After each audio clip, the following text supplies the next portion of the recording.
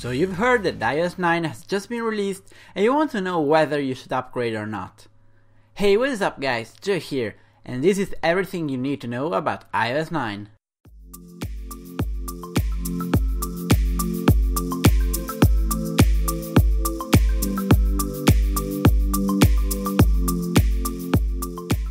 So first of all, iOS 9 had the looks updated. The new OS by Apple sports the brand new San Francisco font, which they first used for the Apple Watch. The font is meant to improve readability on mobile devices, and in my opinion it does it really well. The new font comes accompanied by a completely new set of wallpapers. Many of the old ones have been replaced in favor of this new collection, but there's some pretty dope quality and color in here. System apps and many icons have been redesigned too. Starting from the new Siri and up to the new battery icon, every pre-installed app has been visually refreshed. You've got the new music app, new animations in the mail app, new folders in photos and so on. Music is probably the app that got the most attention from Apple. Not only it looks much better, but it sports a whole lot of new features from Apple Music, Radio and Connect to the improved queue and so on. Apart from the old ones, Apple also included a couple of new system apps, with the news being my personal favorite. If you've ever used something like Flipboard, this is Apple's way to do that. You've got a customizable newsfeed with a sleek design, an Explore tab, the possibility to navigate by magazine and a couple of other nifty features. It looks good and it has everything you need, and I can see it being the only newsreader for lots of people.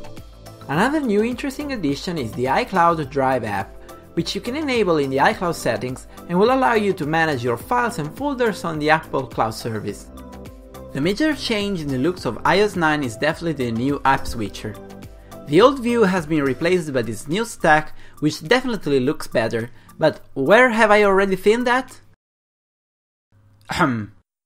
Going on with the new features, Siri is now on steroids.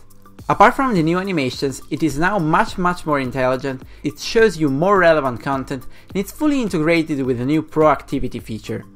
Without going too much into detail, it's basically an Apple version of Google Now, which will show you relevant content and apps based on your searches, time of day, etc. However, the major focus in iOS 9 was to improve battery life and performances, especially in slower devices, but it seems like Apple completely forgot about that.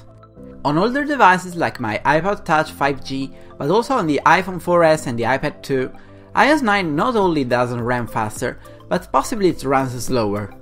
Basically it's the same thing we saw when iOS 8 came out, replacing the really fast iOS 7. Eventually iOS 8 came to a point where it was really stable and really fast, and that will hopefully happen with iOS 9 too. However, as for newer devices, performances and battery life do seem to improve a bit, but nothing noteworthy there too.